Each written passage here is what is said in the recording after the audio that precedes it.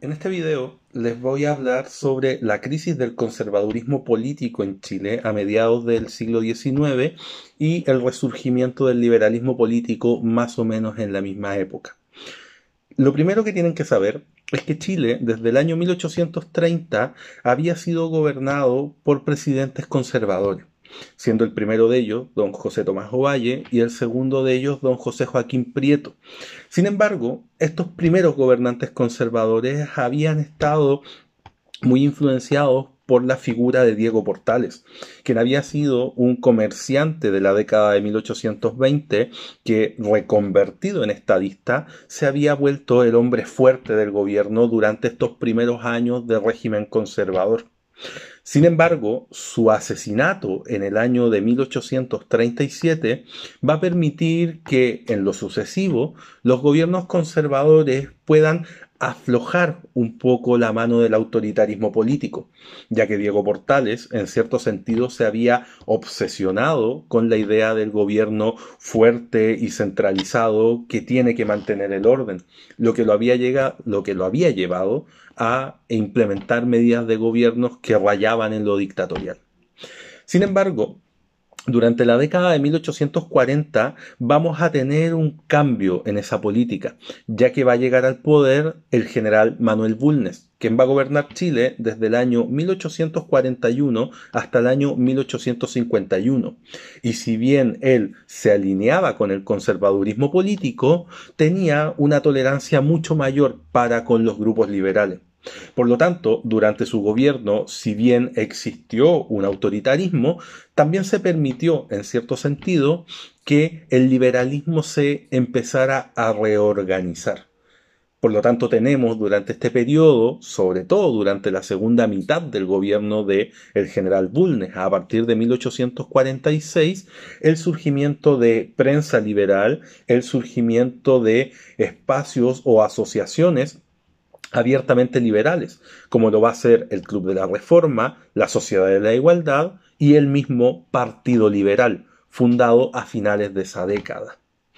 Sin embargo, esta situación va a llegar a un punto de crisis en el año de 1851, debido a que las tensiones políticas provocadas por influencia de las ideas que provenían del extranjero, principalmente los procesos revolucionarios que acontecían en Europa, destacando entre ellos la Revolución Francesa del año 1848, empezaron a influenciar fuertemente la idea de la juventud aristocrática, de algunos comerciantes y de parte del artesanado, quienes vieron en el ejemplo revolucionario el modo en el cual llevar a cabo, o mediante el cual llevar a cabo en Chile, la materialización de las ideas liberales, lo que los va a llevar a plantearse la posibilidad de derribar al gobierno conservador por la vía de las armas o de la sublevación popular.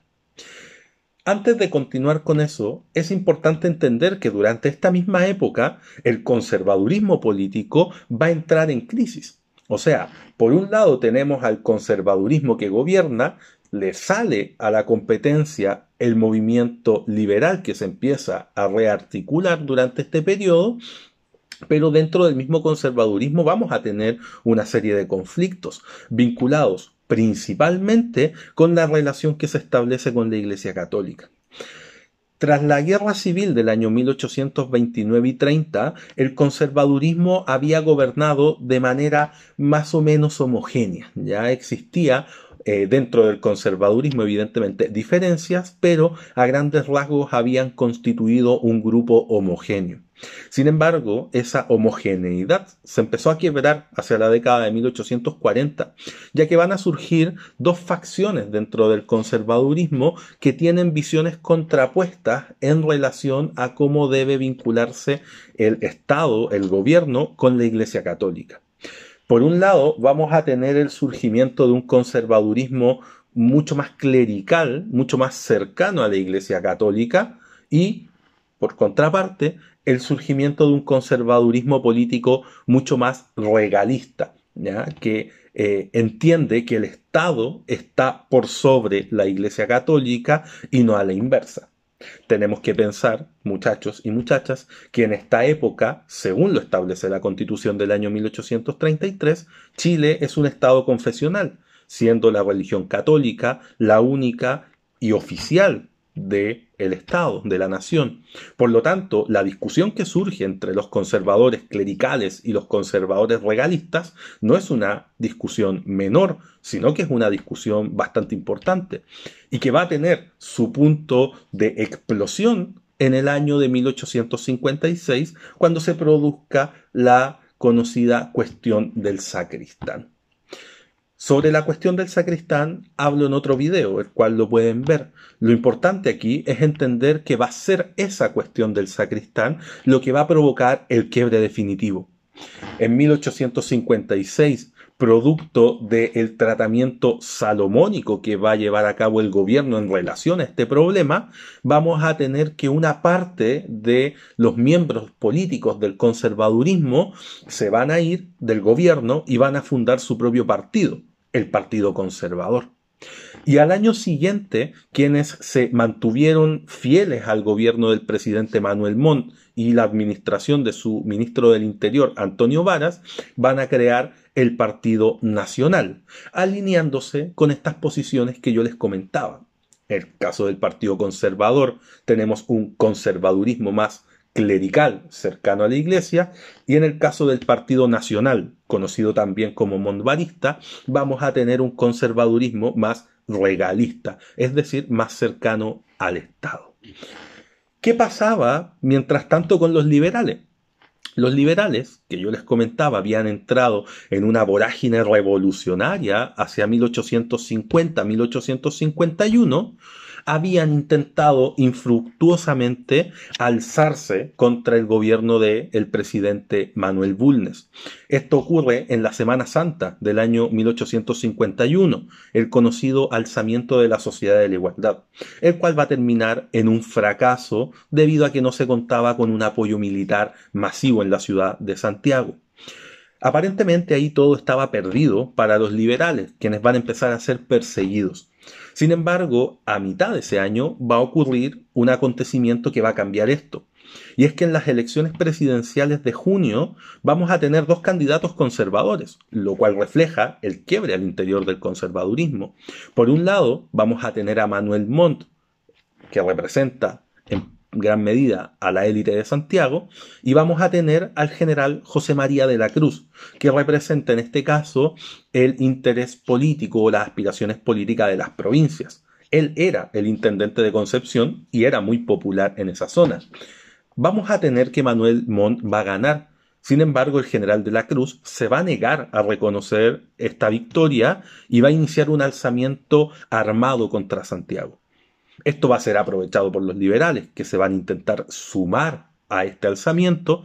Sin embargo, su esperanza de llegar al poder de la mano del general José María de la Cruz, que era un conservador, pero aparentemente más abierto a hablar con el liberalismo, va a terminar cayéndose, fracasando, cuando en diciembre de aquel año el general de la Cruz sea derrotado por el ahora expresidente Manuel Bulnes en la batalla de Loncomilla. De ahí en adelante, durante toda la década, los liberales vieron cómo su influencia política estuvo bienvenida a menos.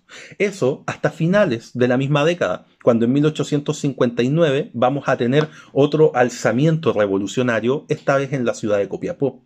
Sin embargo, este fue visto con más cuidado. ¿Por qué? Porque los liberales en ese momento ya habían alcanzado un acuerdo político con el Partido Conservador. Había nacido la fusión liberal conservadora y pretendían, en base a esta coalición, presentar un candidato y eventualmente ganar en las elecciones de 1861. Sin embargo, el alzamiento revolucionario podía poner en riesgo este plan. Sin embargo, el espíritu revolucionario de los liberales los va a traicionar y se van a terminar sumando al alzamiento de Copiapó, liderado por Pedro León Gallo, el cual también va a terminar en una derrota militar, pero eso no va a cambiar el hecho de que finalmente en las elecciones de 1861 liberales y conservadores que presentaron la candidatura de José Joaquín Pérez van a lograr derrotar a las facciones oficialistas del gobierno, debido a que Antonio Varas, candidato del gobierno, va a bajar su candidatura para evitar de esta manera un derramamiento de sangre que podría surgir de algún nuevo alzamiento en provincias o algún eventualmente alzamiento liberal. Estos hechos son los que llevan finalmente a el fin del periodo de la República Conservadora, y esta rearticulación del liberalismo que había ocurrido entre las décadas de 1840 y 1850, con infructuosos y fracasados intentos por llegar al poder a través de la vía armada, se había concretado en base a un proceso eleccionario, es decir, mediante la vía institucional. Y de ahí en adelante el liberalismo va a ser la ideología predominante en Chile por aproximadamente 8 décadas. Toda la República Liberal, la República Parlamentaria y los primeros años de la República Presidencialista van a estar caracterizadas por una hegemonía ideológica del liberalismo, siendo el último presidente militante del Partido Liberal en gobernar don Arturo Alessandri Palma, cuyo segundo gobierno terminó recién en el año de 1938.